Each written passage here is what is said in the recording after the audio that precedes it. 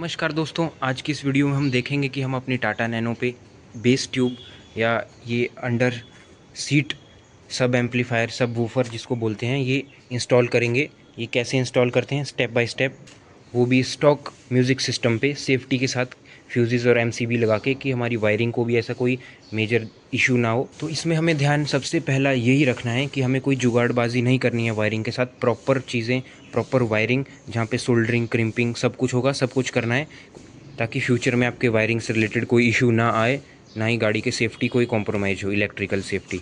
तो हम अपने सब वूफर की बात करें तो इसमें सबसे पहले आपको ग्राउंड कनेक्शन जो कि बैटरी का नेगेटिव है, प्लस 12 वोल्ट जो कि बैटरी का पॉजिटिव है, और ये रिमोट वायर वो भी एक पॉजिटिव कनेक्शन ही रहता है, वो हम इस म्यूज़िक सिस्टम के एक वायर से लेंगे, वो मैं आपको बताऊंगा। और कनेक्शन के ये ऑडियो इनपुट है, ये आरसीए केबल रहता है, इससे हम कनेक्ट करेंगे। आपको पता होगा कि इस स्टॉक म्यूज़िक सिस्टम में कोई ऐसा आउटपुट नहीं रहता, क्योंकि हमें जो है म्यूज़िक की जो फ्रीक्वेंसी है वो इसको देनी रहती है बजाने के लिए कि कौन सा म्यूज़िक बजाएं। वायर के साथ ही पूरा वायरिंग का सेट ही आता है इसका, जो भी इसमें ज़रूरी सामान वायरिंग के लिए यूज़ होता है, लग वगैरह, ये केबल टाई सब कुछ। अगर नहीं आता तो आप अलग से परचेज इसको कर सकते हैं। और एक हमें ज़रूरत पड़ेगी ये कन्वर्टर की, high to low impedance converter. इसका काम यही रहेगा कि हमारी जो ये आरसीए केबल है ना, ये हमारे जो स्टॉक म्यूज़िक सिस्टम है इसके आउटपुट नहीं रहते स्टॉक, क्योंकि कंपनीज कॉस्ट कटिंग के चक्कर में नहीं देती आउटपुट। अगर आपका म्यूज़िक सिस्टम स्टॉक है तो उस केस में हमें क्या करना पड़ता है, जो स्पीकर के वायर है ना ये यहाँ पे कनेक्ट करने पड़ते हैं, जो उसका हाई वोल्टेज स्पीकर को जा रहा है, और यहाँ से वो लो कन्वर्ट करके इसके अंदर दे देता है। तो अब हम प्लानिंग समझ चुके हैं, आइए अब इसको एग्जीक्यूट करते हैं। तो फाइनल कनेक्शन करने से पहले मेरा ये सजेशन रहेगा कि आप एक बार ऐसा कोई लोकल सेटअप सेट करके उसको चेक कर लें कि ये ओके वर्क कर रहा है या नहीं कर रहा है, ताकि आप फिर बाद में अगर एक गलत आ गया हो तो रिटर्न करने में काफ़ी नखरे करते हैं। तो 1-2 दिन में आपको पता चल जाएगा कि ओके है नहीं है। तो वायरिंग सबसे पहले आपको हाई वोल्टेज से शुरू नहीं करना है, बैटरी से शुरू नहीं करना है। पहले आपको जो उसके पेरिफेरल छोटे छोटे कंपोनेंट है, जैसे स्पीकर का वायरिंग, रिमोट वायरिंग, सब कुछ यहाँ से शुरू करना है।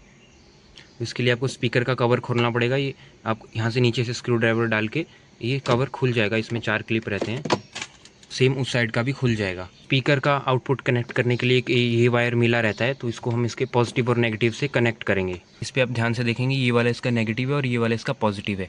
तो यहाँ पे हम सोल्डरिंग करेंगे, कोई ऐसा जुगाड़बाजी कनेक्शन नहीं करेंगे। इसका रेड वाला इसको हम पॉजिटिव बनाएंगे और ये इसका नॉर्मल विदाउट कलर है, इसको हम नेगेटिव बनाएंगे।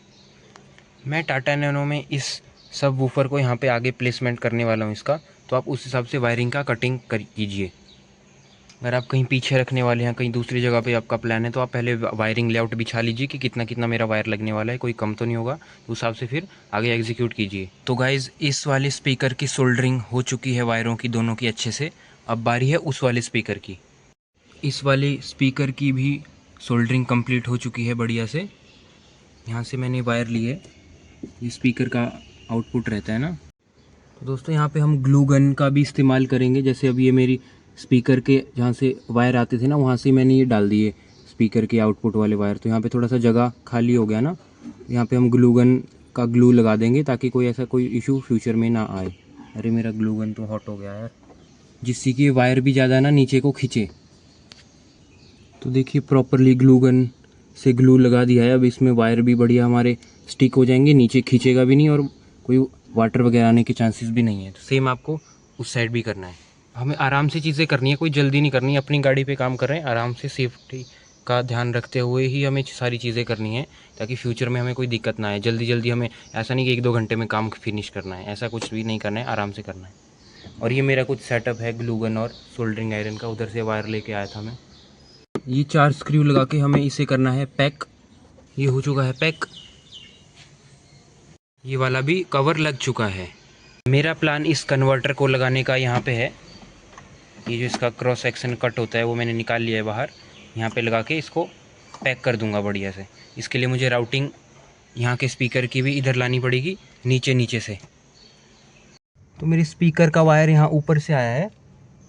यहाँ पे आप ध्यान रखिएगा, काफ़ी ज़्यादा फ्यूज़ बॉक्स वायरिंग वगैरह है, तो यहाँ से ज़्यादा इंटरफेरेंस ना करे ये स्पीकर की वायर। इधर मैं इसको केबल टाई से बांधूंगा, यहाँ से नीचे नीचे से राउटिंग करता हुआ उधर ले जाऊंगा। यहाँ पे स्टीयरिंग कंपोनेंट भी है। तो दोस्तों, मैंने इस स्पीकर की वायरिंग को भी इधर ले आया हूँ और उस स्पीकर की वायरिंग को भी इधर ले आया हूँ। तो दोनों अब मेरे पास आ चुकी हैं। अब मैं इसका इससे कनेक्शन करूँगा। ये आप इसमें ध्यान रखिए कि हमने ये जो बिना कलर वाला माइनस बनाया था और ये प्लस बनाया था हमने रेड वाला, तो सेम इस केस में भी करेंगे। एक इधर का कोई स्पीकर हम ये जो रेड वाला जो वायर है इसको प्लस बना देंगे और ये जो ट्रांसपेरेंट कलर का इसको माइनस बना देंगे। इसका पोलैरिटी का ध्यान रखिएगा। तो आप देख सकते हैं कि इस वाले स्पीकर के 2 वायर पॉजिटिव नेगेटिव मैंने यहाँ पे कनेक्ट किए हैं, इस वाले स्पीकर के 2 वायर पॉजिटिव नेगेटिव इधर कनेक्ट किए हैं। यहाँ पे कोई गलती नहीं होनी चाहिए। इसको मैं सोल्डरिंग कर लूँगा और इसकी टेपिंग कर लूँगा। तो अभी इसमें सोल्डरिंग हो चुका है, अभी इसको टेपिंग करते हैं। तो 2-2 लेयर मैंने सभी को टेपिंग की लगा दी है। अब फिर से इनको एक बंच में टेपिंग करेंगे। अभी टेपिंग कर दिया है, अब इसको लगाने का इधर स्थान ढूंढेंगे। तो इसको जब भी आप लगाएं तो ये ध्यान रखेंगे ये जो लीड आप लगाएंगे आरसी केबल की, ये ऐसे ऊपर वाली साइड होनी चाहिए, क्योंकि अगर मान के चलिए आप इसको ऐसे नीचे रखेंगे तो टाइम के साथ साथ गाड़ी में शॉक वाइब्रेशन की वजह से क्या है लूज़ होके थोड़ा थोड़ा नीचे आ सकते हैं, जिसके आपके साउंड क्वालिटी पे भी फ़र्क पड़ सकता है। तो फ्रेंड्स इसके बाद आप ये इसकी आरसी केबल की राउटिंग इधर से निकाल लें, उसके बाद इसको यहाँ पे रखें और इस यहाँ पे टेपिंग भी कर लें, क्योंकि अगर मान के चलिए कोई लूज़ वगैरह ना हो ये फ्यूचर में और कोई दिक्कत ना आए तो यहाँ पे टेपिंग भी कर लेते हैं ताकि ये अपनी जगह पे इंटैक्ट रहे। तो ऐसा कुछ टेपिंग मैंने इसका कर लिया है ताकि ये फ्यूचर में कभी ऐसा हिले भी ना, लूज़ भी ना हो। तो यही छोटी छोटी कुछ चीज़ें हैं जो हमें ध्यान रखनी है अपनी गाड़ी में काम करते वक्त, फ्यूचर का सोचते हुए हमें जो है काम करना है। और उसके बाद यहाँ पे एक डबल साइडेड टेप से उसको इधर चिपका देना है, उसके साथ केबल टाई भी मारेंगे। कन्वर्टर यहाँ पे चिपक चुका है, तो एक केबल टाई भी हमने यहाँ पे मार दिया डबल साइडेड टेप के साथ। अब ये सिक्योर हो गया है, बिल्कुल हिल नहीं रहा है और इसका कवर भी यहाँ पे लग जाएगा आराम से। जब भी एडजस्ट करना होगा इसको खोलेंगे और अपने हिसाब से इधर से एडजस्ट कर सकते हैं। हालांकि इसको एडजस्ट करने की ज़रूरत नहीं पड़ती, एक बार एडजस्ट करके हो जाता है। तो हमारे सब वूफर में ऑडियो इन का जुगाड़ तो हमने कर लिया है यहाँ से। अब बारी है इसके रिमोट के कनेक्शन को करने की। रिमोट का कनेक्शन एक 12 वोल्ट सिग्नल रहता है, जब हम अपना इग्निशन ऑन करते हैं कि तभी म्यूजिक सिस्टम ऑन हो जाता है ना, तो हम तब इस बेस में भी ऐसा सिस्टम है कि जब यहाँ पे रिमोट में अगर मेरा सप्लाई आएगा तब ये चालू होगा। पॉजिटिव और नेगेटिव हम इसको हमेशा देंगे, लेकिन जब रिमोट का कनेक्शन पे सप्लाई आएगा तभी हमारा बेस ट्यूब है एक्टिव होगा। तो उसके लिए हमें रिमोट का कनेक्शन यहाँ से एक वायर से लेना पड़ेगा। ये मैंने पहले से ही खोल के रखा था, यहाँ पे क्लिप रहता है ना इसके अंदर, ये वाला क्लिप, और सेम दूसरी साइड रहता है नीचे से। यहाँ से आप अंदर से जाके इसको दोनों को प्रेस करेंगे तो ये बाहर आ जाएगा। तो इसके वायरों को मैंने डिस्कनेक्ट कर दिया है। यहाँ पे कपलर है यहाँ पे और एंटीना का वायर है। आप देख रहे हैं ये ऐसा RCA वाला कहीं पे यहाँ पे दिया नहीं है, तो इसके लिए हमें कन्वर्टर लगाना पड़ा। तो वैसे ऑलमोस्ट सभी स्टीरियो में जो ब्लू वायर रहता है ना वो रिमोट का रहता है, लेकिन हम इसमें चेक करेंगे। चेक करने का इसका एक मेथड है। तो remote wire generally blue colour का रहता है ऑलमोस्ट सभी में स्टैंडर्ड, लेकिन आपको फिर भी चेक करना है, श्योर होना है कि रिमोट वायर कौन सा है। इसके लिए आपको एक मल्टीमीटर की ज़रूरत पड़ेगी। मल्टीमीटर को वोल्टेज पे सेट कर दीजिए और एक मल्टीमीटर का सिरा आप किसी ग्राउंड से दे दीजिए और एक इग्निशन ऑन करने पर देखिए कि यहाँ पे सप्लाई किस में आती है। तो इसके लिए आपको एक सिरा ग्राउंड पे कनेक्ट कर देना है और चाबी को ऑफ़ करके सभी पोर्ट्स में चेक करना है कि वोल्टेज किस में आ रही है। एक पोर्ट में तो बाय डिफ़ॉल्ट 12 वोल्ट आएगी हमेशा, लेकिन एक पोर्ट के अलावा किस में 12 वोल्टेज आ रही है वो आपको चेक करना है। फिर आपको चाबी ऑन करके चेक करना है। जैसे मैंने चाबी ऑन किया, चाबी ऑन करके चेक करना है कि एक वोल्टेज जिसमें आ रही थी वो तो सही है, लेकिन उसके अलावा कौन से कनेक्टर में वोल्टेज आ रही है वो चेक कर। तो टाटा नैनो में थोड़ा सा उल्टा है। इसमें मैंने देखा है जो ब्लैक वायर है इसका नीचे, इसके अंदर इसका सप्लाई आ रहा है जब मैं चाबी ऑन कर रहा हूँ। तो आप लोगों को मैंने टेम्परेरी दिखाने के लिए इस कनेक्टर के ऊपर जो है ये मल्टीमीटर का वायर टेपिंग किया है। आप देख रहे हैं कि मल्टीमीटर के ऊपर 12 वोल्टेज शो कर रहा है। जैसे मैं इसको ऑफ़ करूँगा की को, देखिए वोल्टेज कम होकर 0 हो जाएगा। ये थोड़ा आराम से ड्रॉप होता है। अब देखिए 0 हो गया। जैसे ऑन करूँगा फिर से 12 वोल्ट आ गया इस पर।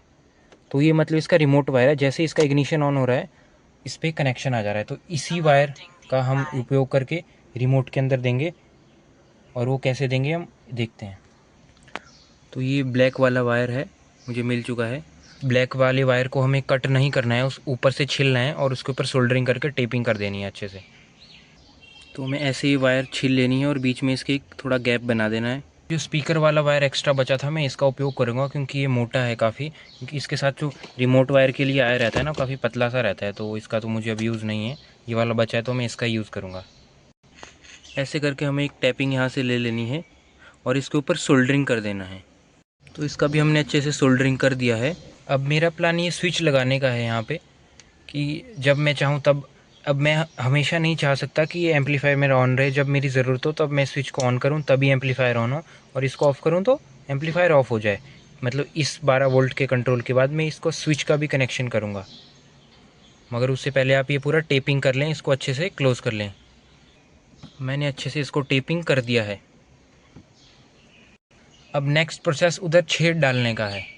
दोस्तों एक घटना यहाँ पे घटित हो चुकी है। ये मैं यहाँ पे सोल्डरिंग आयरन लगा रहा था, तो यहाँ पे ये दोनों यहाँ से टच हो गए और ये पूरी वायरिंग इधर से मेल्ट हो चुकी है।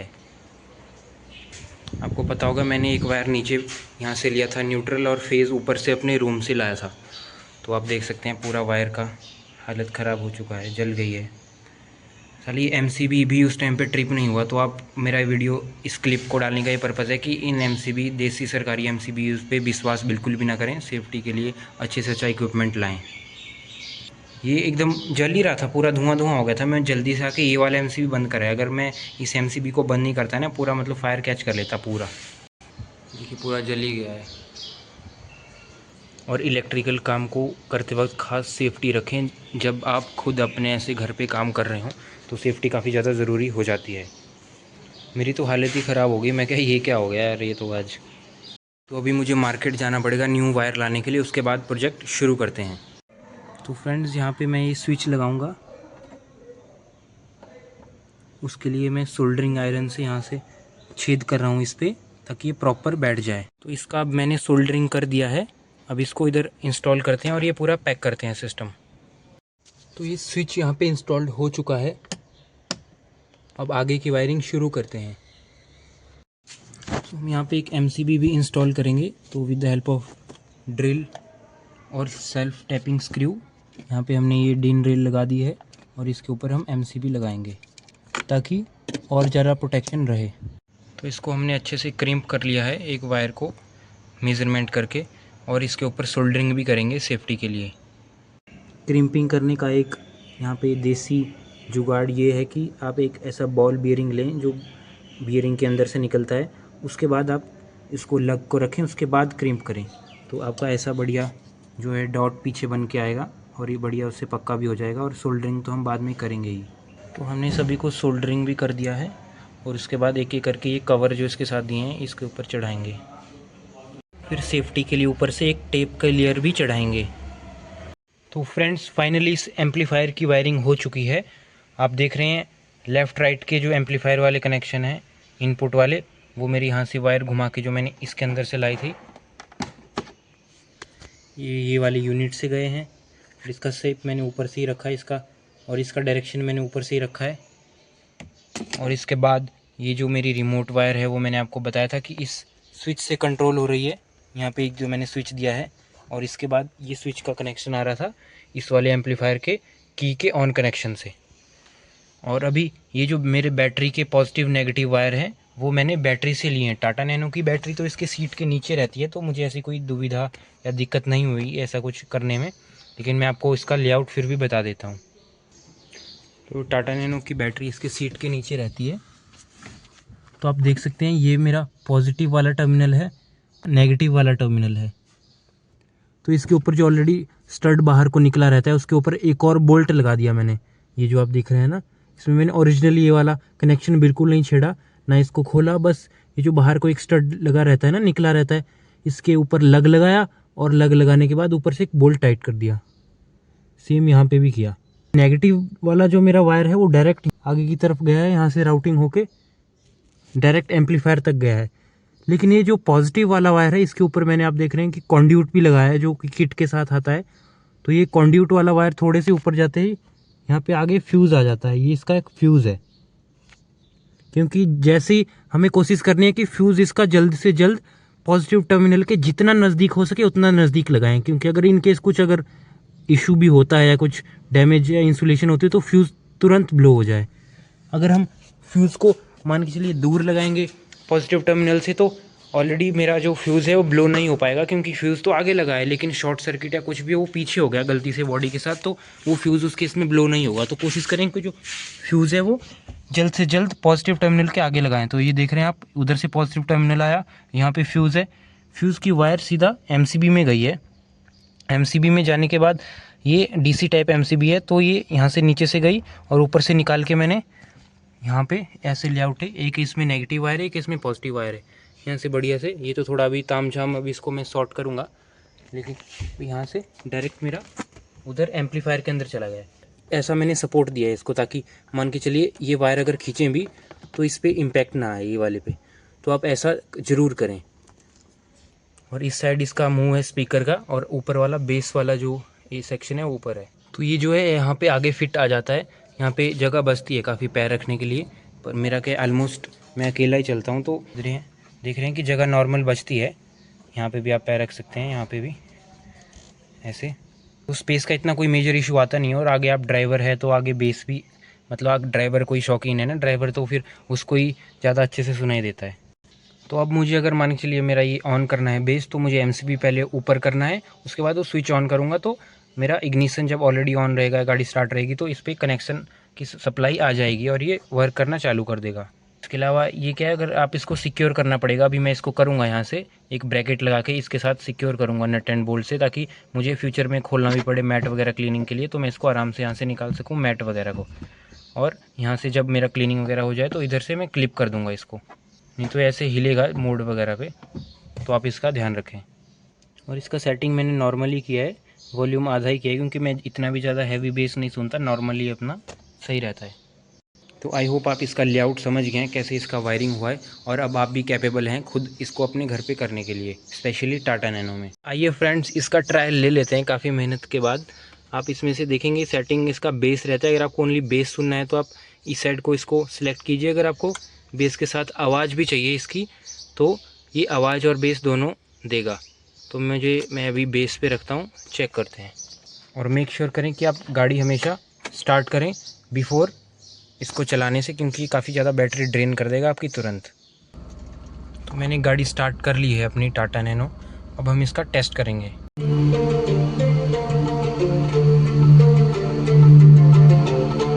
ये सिर्फ बेस के ऊपर सेटिंग है इसकी।